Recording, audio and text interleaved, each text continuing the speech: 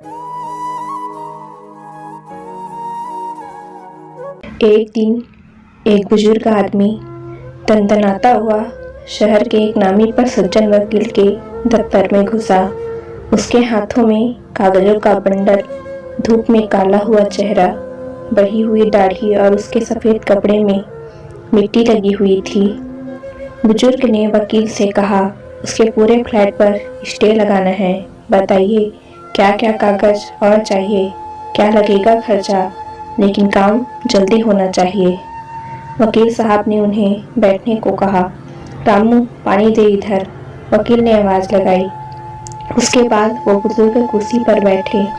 फिर उनके सारे कागजात वकील साहब ने देखे, उनसे सारी जानकारी ली और इस तरह आधा पौना घंटा गुजर गया।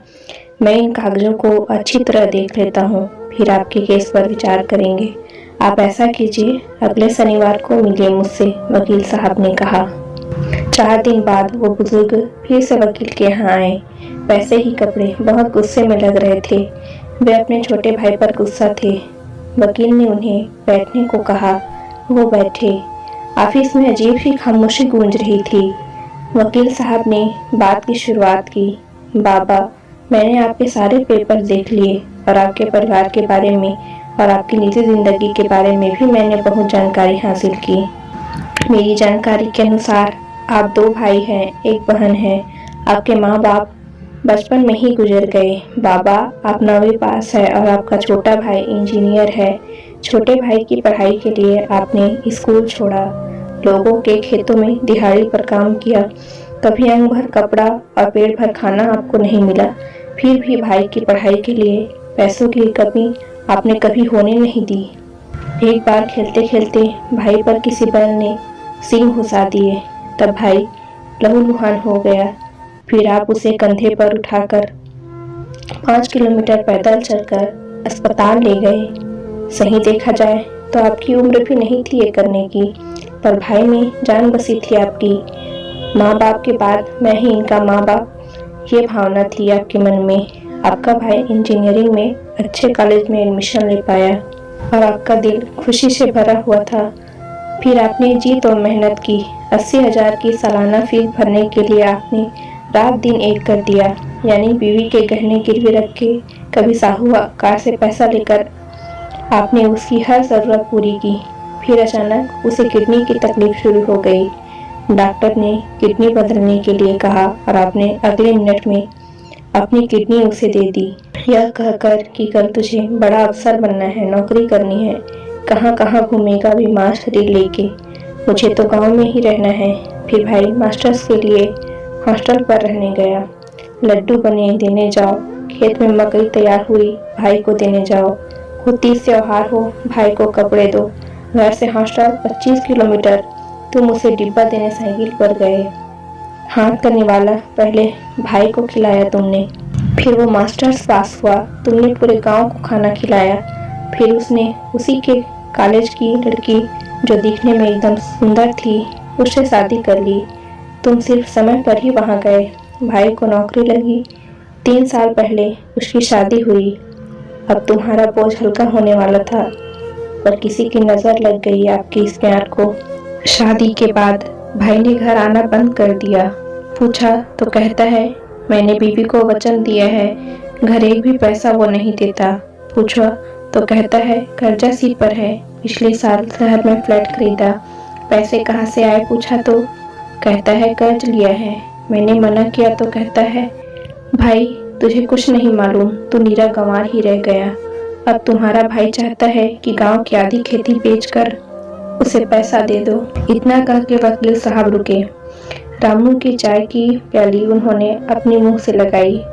तुम चाहते हो भाई ने जो मांगा है वो उसे ना देकर उसके ही फ्लैट पर स्टे लगाया जाए? क्यों बाबा, यही चाहते हो तुम?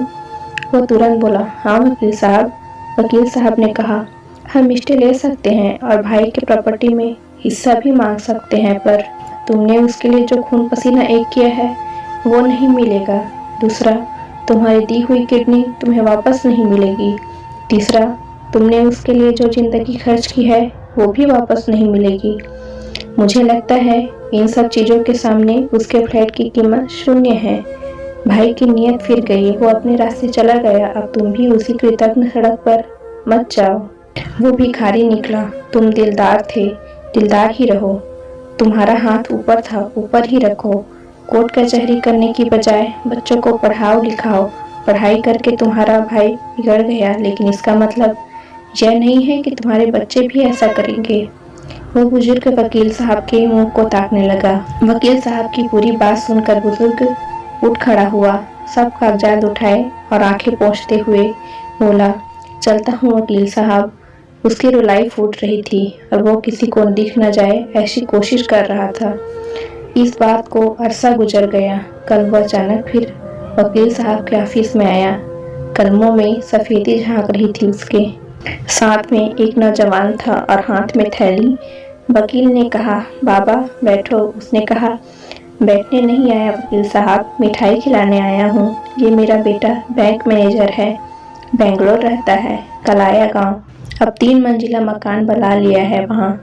थोड़ी थोड़ी करके 10-12 एकड़ खेती खरीद ली। अब वकील साहब उसके चेहरे से टपकते हुए खुशी को महसूस कर रहा था। बुजुर्ग ने फिर कहा, वकील साहब, आपने मुझसे बोला था कोर्ट कचहरी के चक्कर में मत पड़ो। आपने बहुत नेक सलाह दी और मुझे उलझन से बचा लिया, जबकि गांव में सब लोग मुझे भाई के खिलाफ उकसा रहे थे। मैंने उसकी नहीं, आपकी बात सुन ली और मैंने अपने बच्चों को लाइन से लगाया और भाई के पीछे अपनी जिंदगी बर्बाद नहीं होने दी। कल भाई और उसकी पत्नी भी घर आए थे। पाँव छूकर माफी मांगने लगे। मैंने अपने भाई को गले से लगा लिया और मेरी पत्नी ने उसकी धर्मपत्नी को गले से लगा लिया। हमारे पूरे परिवार ने बहुत दिनों बाद एक साथ भोजन किया। बस फिर क्या था, आनंद की लहर घर में दौड़ने लगी। वकील साहब के हाथ का पेड़ा हाथ में ही रह गया और उनके आंसू टपक गए।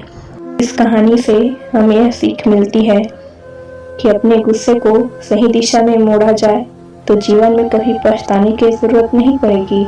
हाँ, दिल थोड़ा बड़ा रखने की जरूरत है।